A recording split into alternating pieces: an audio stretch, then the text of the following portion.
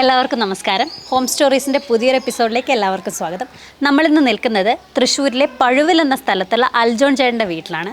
കേരളത്തിൽ നമ്മൾ അധികമൊന്നും കണ്ടിട്ടില്ലാത്ത നിയോ ക്ലാസിക്കൽ ആർക്കിടെക്ചർ രീതിയിലെടുത്തൊരു വീടാണിത്. ഗ്രീക്ക് റോമൻ ആർക്കിടെക്ചറിൽ നിന്ന് ഇൻസ്പയർ ആയിട്ടുള്ള ക്ലാസിക്കൽ ആർക്കിടെക്ചറിൻ്റെ ഒരു മോഡേൺ വേർഷൻ എന്നൊക്കെ പറയാം.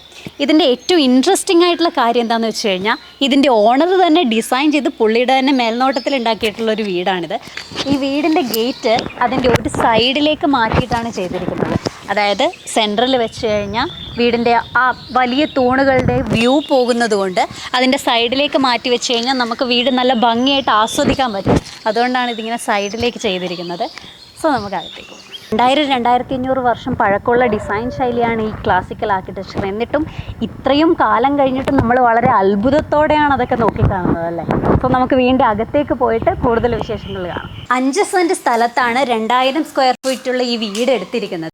ഈ വീടിൻ്റെ മെയിൻ അട്രാക്ഷനായിട്ടുള്ള പില്ലേഴ്സിനെ പറ്റി പറയുകയാണെങ്കിൽ ഈ പില്ലേഴ്സിൻ്റെ ഡയമീറ്റർ, ഹൈറ്റ്, അതുപോലെ അതിൻ്റെ മുകളിൽ കാണുന്ന ആ ട്രയാങ്കിൾ, ഇതെല്ലാം ഒരു പ്രത്യേകതരം പ്രൊപ്പോർഷനിലാണ് ചെയ്തിട്ടുള്ളത്. അതെന്തുകൊണ്ടാണെന്ന് വെച്ച് കഴിഞ്ഞാൽ ഈ വീടിൻ്റെ മുന്നിൽ നമുക്ക് 7 മീറ്റർ ദൂരം മാത്രമേ റോഡിൽ നിന്ന് കിട്ടുള്ളൂ. അപ്പോൾ റോഡിൽ നിന്ന് ഈ വീട് കാണുന്നവർക്ക് ഏറ്റവും ബ്യൂട്ടിഫുള്ളായിട്ട് അത് കാണാൻ വേണ്ടിയിട്ടുള്ള ഒരു പ്രൊപ്പോർഷനിലാണ് ഈ വീട് ചെയ്തിരിക്കുന്നത്. വീടിൻ്റെ ലെഫ്റ്റ് സൈഡിൽ ഇരിക്കാനുള്ളൊരു സ്പേസും പിന്നെ ആർട്ടിഫിഷ്യൽ ഗ്രാസും ഒക്കെ ആയിട്ട് വൈകുന്നേരങ്ങളിലൊക്കെ വന്നിരിക്കാൻ ഭംഗിയായിട്ടൊരു ചെറിയ സ്പേസ് ചെയ്തിട്ടുണ്ട്. ഈ വീടിൻ്റെ ജനലുകൾ ശ്രദ്ധിച്ചാൽ മനസ്സിലാവും, താഴെയുള്ള ജനലുകളെക്കാളും ചെറുതാണ് മുകളിലുള്ള ജനലുകൾ. അതെന്തുകൊണ്ടാണെന്ന് വെച്ച് കഴിഞ്ഞാൽ വീടിന് കുറച്ചുകൂടെ ഹൈറ്റ് തോന്നിക്കാൻ അങ്ങനെ ഒരു രീതി ഹെൽപ്പ് ചെയ്യുന്നുള്ളത് കൊണ്ടാണ്. ഇതുപോലെയൊരു വീട് ഇവിടെ പണിയാൻ വേണ്ടിയിട്ട് പുള്ളിക്ക് കുറച്ച് ചലഞ്ചസ് ഒക്കെ ഉണ്ടായി. അതിനകത്തൊരു മെയിൻ ചലഞ്ചായിരുന്നു ഇതുപോലെയുള്ള വലിയ തൂണുകൾ. ആൻഡ് ഇതിൻ്റെ മുകളിലുള്ള ആ ഡിസൈനൊക്കെ ചെയ്യാൻ ആൾക്കാരെ കിട്ടാൻ പുള്ളി ഒരുപാട് ബുദ്ധിമുട്ടി.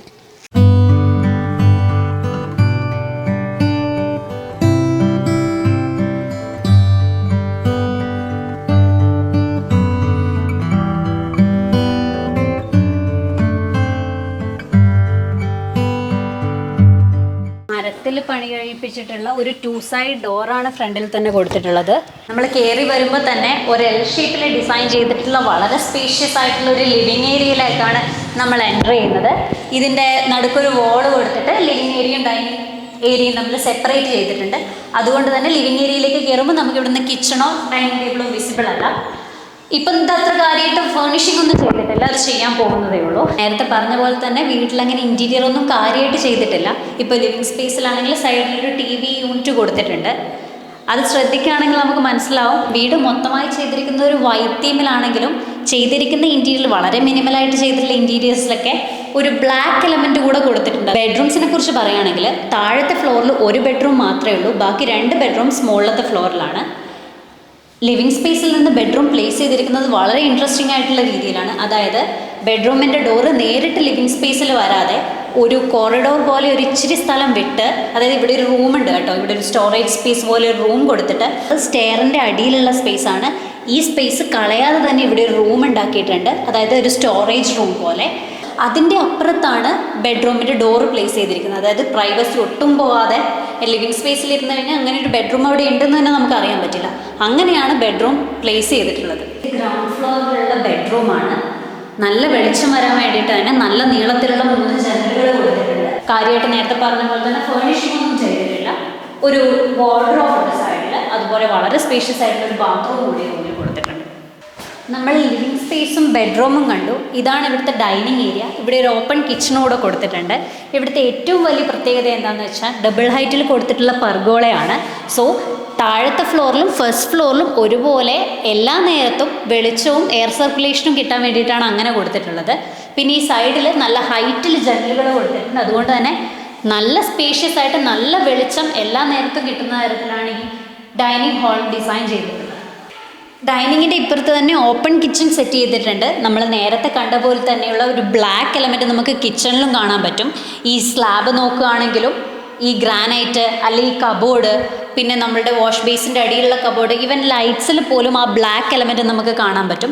ഡൈനിങ് ഏരിയയിൽ തന്നെയാണ് ഫസ്റ്റ് ഫ്ലോറിലേക്കുള്ള സ്റ്റെയറും സെറ്റ് ചെയ്തിട്ടുള്ളത്. നമ്മൾ സാധാരണ വീടുകളിൽ കാണുന്നത് പോലെ സ്റ്റെയർ അങ്ങനെ എടുത്ത് നിൽക്കാത്ത തരത്തിൽ ഭയങ്കര ഭംഗിയായിട്ട് ഒതുങ്ങി നിൽക്കുന്ന തരത്തിലാണ് ഇവിടെ ഇത് ഡിസൈൻ ചെയ്തിരിക്കുന്നത്.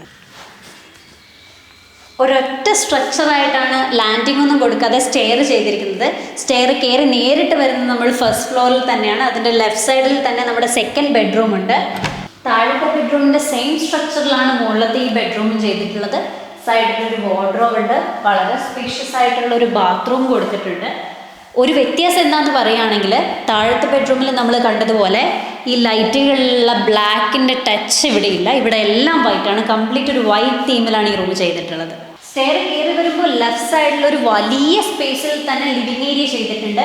അതിൻ്റെ എല്ലാ ഭാഗത്തു നിന്നും നല്ല രീതിയിൽ ലൈറ്റ് വരുന്ന തരത്തിലാണ് ഇത് സെറ്റ് ചെയ്തിട്ടുള്ളത്. ഇവിടെ ലൈറ്റ് കൂടുതൽ കിട്ടാൻ വേണ്ടിയിട്ടാണ് ആ സൈഡ് വോളിൽ പെർഗോള ചെയ്തിരിക്കുന്നത്. അതുപോലെ തന്നെ ഈ ഏരിയയിൽ നിന്ന് നോക്കുകയാണെങ്കിൽ നമുക്ക് താഴെ ഡൈനിങ് സ്പേസ് കാണാൻ പറ്റും. പിന്നെ താഴത്തെയും മുകളിലത്തെയും കംപ്ലീറ്റ് ഫ്ലോർ ചെയ്തിരിക്കുന്ന ഒരു വുഡൻ ടച്ചിലാണെന്നുള്ളത് വളരെ ഇൻട്രസ്റ്റിംഗ് ആയിട്ടുള്ളൊരു കാര്യമാണ്.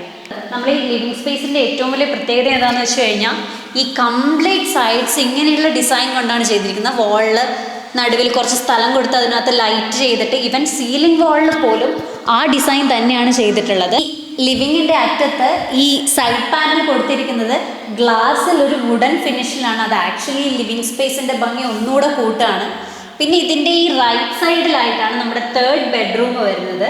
ഇതാണ് നമ്മുടെ മൂന്നാമത്തെ ബെഡ്റൂം. എഗെയിൻ ഒരു ബ്ലാക്ക് ആൻഡ് വൈറ്റ് തീമിലാണ് ഇത് ചെയ്തിരിക്കുന്നത്. സൈഡിലൊരു കബോർഡ് കൊടുത്തിട്ടുണ്ട്. അതുപോലെ തന്നെ ഒരു അറ്റാച്ച്ഡ് ബാത്റൂം ഉണ്ട്. ഇവിടെ നിന്ന് പുറത്തേക്ക് പോകാനായിട്ട് ഒരു ബാൽക്കണി ഉണ്ട്. വളരെ ഭംഗിയായിട്ട് ചെയ്തിട്ടുള്ള ഒരു ബാൽക്കണി ഉണ്ട് ഇവിടെ. ഈ ബാൽക്കണിയുടെ ഏറ്റവും വലിയ പ്രത്യേകത എന്താണെന്ന് വെച്ചാൽ ഏകദേശം റൂമിൻ്റെ അത്ര തന്നെ ലെങ്ത്തിലാണ് ഈ ബാൽക്കണി കൊടുത്തിട്ടുള്ളത്. അതുകൊണ്ട് തന്നെ നമുക്ക് നല്ല സ്പേസ് കിട്ടും. അവിടെ ഒരു വൈകുന്നേരങ്ങളിലൊക്കെ വന്നിരിക്കാനൊരു സ്പേസ് സെറ്റ് ചെയ്യാൻ പറ്റും. ആൻഡ് എഗെയിൻ എൻ്റെ പേഴ്സണൽ ഫേവറേറ്റ് ആയിട്ടുള്ളൊരു സ്പേസാണ് ഈ വീട്ടിലെ സ്പേസാണിത്. ഇവിടെ നിന്ന് നോക്കിക്കഴിഞ്ഞാൽ നല്ല വ്യൂ ആണ്. ആക്ച്വലി നല്ല ഹരിതാഭയും പച്ചപ്പും ഉണ്ട്. അതുപോലെ തന്നെ ടെറസിലേക്ക് കയറിപ്പോകാൻ വേണ്ടിയിട്ട് പെട്ടെന്നൊന്നും കാണാത്ത തരത്തിൽ ഇവിടെ ഒരു സ്റ്റെയർ സെറ്റ് ചെയ്തിട്ടുണ്ട്.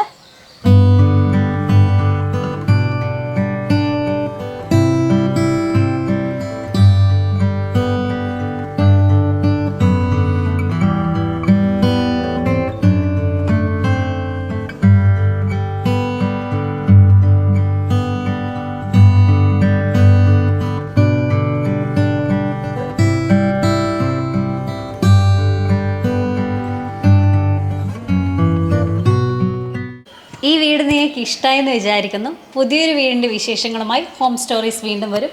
ബൈ.